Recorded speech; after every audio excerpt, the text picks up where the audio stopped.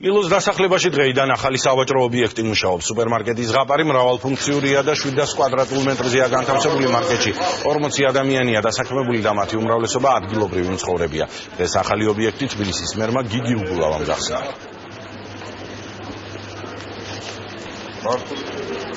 თანამშრომლობის სწორი ფორმა ეს არის, რომ ჩვენ განვავითაროთ ინფრასტრუქტურა და ბიზნესმა უკვე თავის საქმე გააკეთოს და დაასაქმოს ხალხი. სწორედ ეს არის, რომ ამ 1 წლის განმავლობაში, როდესაც მთავრობამ ინფრასტრუქტურის განვითარებაზე თქვა უარი, ამან გამოიწვია ეკონომიკის შეჩერება და ამან გამოიწვია ის, რომ ორიენტირები აღარ არსებობს. ბიზნესი ჭირდება, ესე ვთქვათ, მეგზური ამ შემთხვევაში მთავრობის სახით, რომელი უბნისკენ, რომელი რაიონისკენ უნდა განვითარდეს.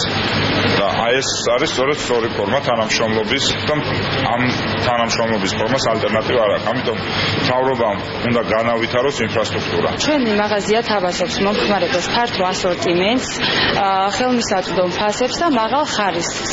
დაბალ ფასებში, რა თქმა უნდა.